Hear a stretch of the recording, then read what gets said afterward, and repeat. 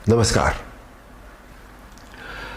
4 दिन पहले जब फिल्म आदिपुरुष का टीजर रिलीज हुआ, तब से लेके अभी तक चारों तरफ एक हंगामा है, एक शोर है। फिल्म इंडस्ट्री में, चैनल्स में, जर्नलिज्म में, एडवर्टाइजर्स में, संत समाज में, चारों तरफ एक शोर है। चारों तरफ डिबेट्स हो रही है, चारों तरफ भली बुरी बातें कही जा रही हैं। मेरे पास भी सैकड़ों फोन आए होंगे, सभी चैनल्स से फोन आए, जितने सभी जर्नलिस्ट हैं, बड़े बड़े जर्नलिस्ट, और सभी के फोन आए। They wanted my reaction on that, on the teaser, कि आपको कैसा लगा, आपके क्या रिएक्शन है, आप क्या सोचते हैं इस बारे में। मैं आपको सच बताऊं, मैंने एक भी शब्द किसी से नहीं कहा, मैंने बात ही नहीं की उस विषय में। मैंने कहा नहीं, मुझे कुछ नहीं कहना है। लेकिन मुझे लगा कि मुझे आपसे कुछ बात तो करनी चाहिए, आपसे करनी चाहिए। मेरे मन में बहुत सारी बातें बहुत सारे समय से आती रही हैं, और इस हंगामे को लेकर, इस इशू को लेकर मुझे लगा कि शायद ये सही समय है जब मैं अपनी बातें आपके साथ शेयर कर सकूं। दोस्तों, ध्यान से सुनिएगा। रामायण, महाभारत, श्रीमद् भागवत जैसे जितने भी ग्रंथ हैं, शास्त्र हैं, ये हमारी सांस्कृतिक और धार्मिक धरोहर है। यह हमारी संस्कृति है, यह हमारी जड़ है। सारी मानव सभ्यता के लिए यह नींव के समान है, और न तो नींव को हिलाया जा सकता है और न ही जड़ को बदला जा सकता है। नींव या जड़ से किसी भी तरह का खिलवाड़, किसी भी तरह की छेड़छाड़ बिल्कुल भी ठीक नहीं है। हमें इन शास्त्रों से संस्कार मिलते हैं, जीवन का आधार मिलता है। ये धरोहर ही हमें जीने की कला सिखाती है। हमारी संस्कृति विश्व की सबसे प्राचीन संस्कृति है। हमारी हर पीढ़ी इसे युगों युगों से आत्मसात करती आ रही है, जिसका सबसे बड़ा एग्जाम्पल है 2.5 साल पहले जब कोरोना आया था, तो कोरोना ने लोगों की धार्मिक भावनाओं को तब से लेकर आज तक और भी प्रबल कर दिया है। हमारी धार्मिक परंपराओं और मान्यताओं को और अधिक पुष्ट किया है इस महामारी ने। टीवी पर जब धारावाहिक रामायण प्रसारित हुई थी कोरोना के दौरान, तो रामायण ने एक विश्व रिकॉर्ड बनाया। आप सब जानते हैं, हम सब जानते हैं, ये एक बहुत बड़ा संकेत है हमारी मान्यताओं और परंपराओं की प्रामाणिकता का।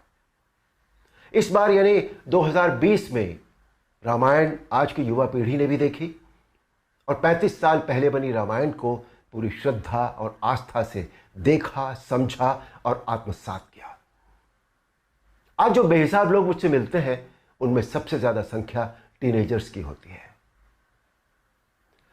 दोस्तों, 500 साल के संघर्ष, अथक प्रयत्न और जद्दोजहद के बाद, न जाने कितना रक्त बहाने के बाद, हमें राम मंदिर के पक्ष में निर्णय मिला, और वहां एक भव्य मंदिर का निर्माण हो रहा है, जो 2024 तक पूरा भी हो जाएगा।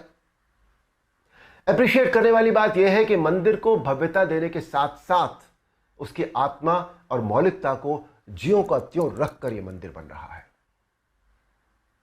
हमें अपनी सभी सांस्कृतिक और धार्मिक धरोहरों और मान्यताओं को जैसी वो है वैसी ही बनाए रखना चाहिए।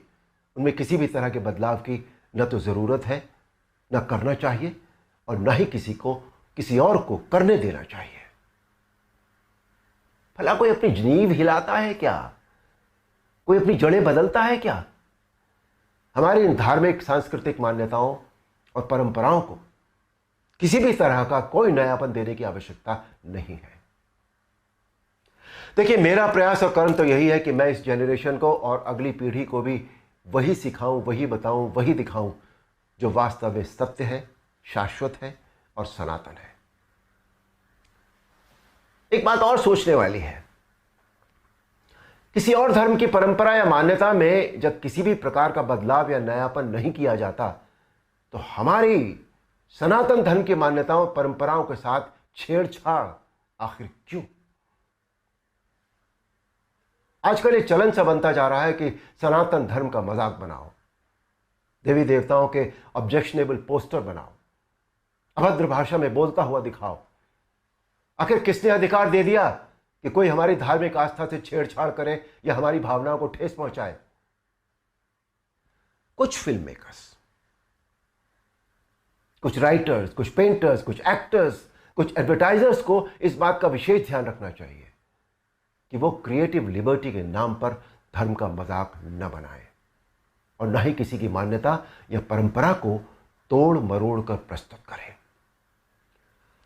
दोस्तों, ये किसी राजनीतिक पार्टी या धर्म के लिए नहीं, बल्कि पूरे देश के लिए एक स्वाभिमान बढ़ाने वाली बात है कि आज हमारे प्रधानमंत्री श्री नरेंद्र मोदी जी के नेतृत्व और कुशल मार्गदर्शन में देश के कोने कोने में सांस्कृतिक, धार्मिक और ऐतिहासिक धरोहरों को पुनः पहचान मिल रही है। स्थान स्थान पर कॉरिडोर बनाए जा रहे हैं जिनसे हमारी इन धरोहरों की रक्षा भी हो रही है, उनका पुनर्निर्माण भी हो रहा है, साथ ही उनकी मौलिकता भी यथावत रखी जा रही है। मोदी जी, ये देश सदैव आपका ऋणी रहेगा। मेरा अनुरोध है आप सबसे कि आप सब पूरी सक्रियता और जागरूकता के साथ अपनी अमूल्य सांस्कृतिक, धार्मिक मान्यताओं और धरोहरों को सहेज कर संभाले रखने का संकल्प करें और दूसरों को भी इसके लिए प्रेरित करें।